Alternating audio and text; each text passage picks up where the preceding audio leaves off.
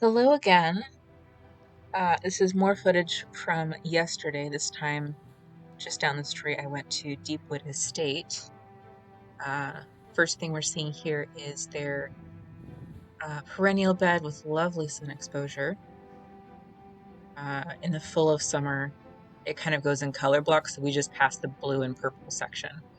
I think this is into the purples or like the greens and onward, but it's hard to tell when it's all just tulips and bulbs and the occasional Virginia.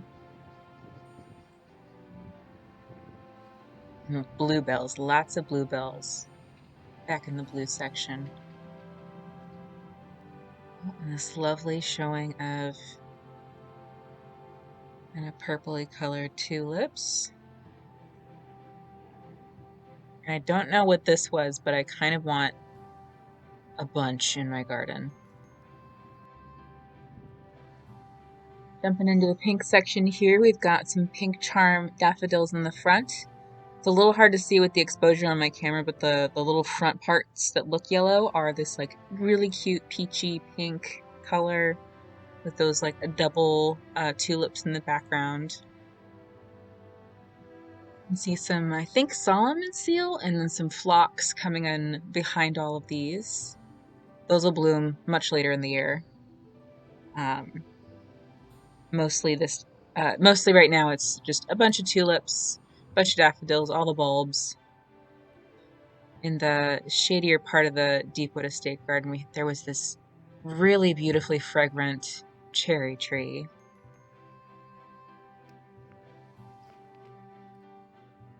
And here I am, kind of examining the steps because my mind is still a little bit on stonework placement. But this took us up into this little grassy area with some ferns and columbines and forget-me-nots underneath the boxwoods. And we've got more ferns and some red rhodies paired with some blue and white bluebells. And you can see kind of the hedges in the back. They wet heavy on the bluebells, mostly because Deepwood Estate is concerned with the mansion history and less so on the botanical interest inside the garden. So they really block out areas with mass plantings of different things. And bluebells are easy. They kind of take over. Same thing with this ground cover here. I think this is Vinca or Veronica. Next, we're walking into my favorite part that gets just great sunshine. And this time of year, it's all blues and whites and these cool tone pinks. Corner here, we've got a species tulip, a Bakeri Lilac Wonder. More bluebells here. Got boxwoods and rhodies placed about for some architecture.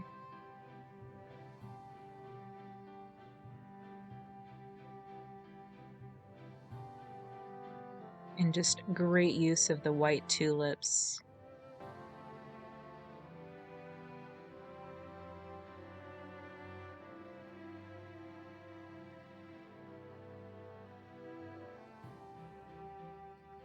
And this really nice specimen of a bleeding heart. There's other bleeding hearts around the property, but I think even though that plant can do well in shade, I think you can see here where it gets more sun. It really had put out a lot of blooms. Ooh, there's more Virginia doing its single tall bloom. And some peach colored tulips. There's a pink lungwort in front there with the primrose. Panning up, we've got more tulips, more Virginia. Oh, this part of the garden is a little deeper sunk, a little more overshadowed with a bunch of trees. You can kind of tell all of these tulips peeking up from behind the boxwood hedges, kind of interspersed with some, I think, forget-me-nots. But yeah, just really beautiful architectural use of those boxwoods. Behind this hedge, which gets even more shade, they've done a bunch of hellebores, which are really just having a great time this time of year. And they've got these block plantings of bluebells, which just go crazy if you let them. Now we're going up a kind of side path that was right next to the house. Lots of really good deep shade planting.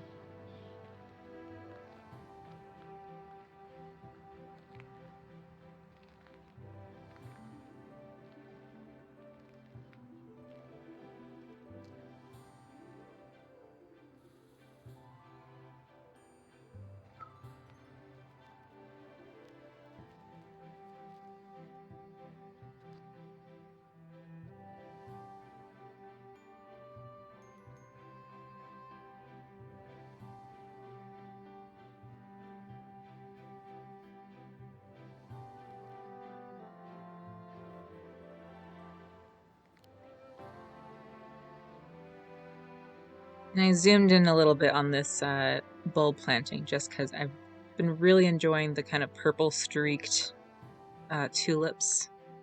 Really just having a good purple tulip year, but really enjoyed how that was planted out.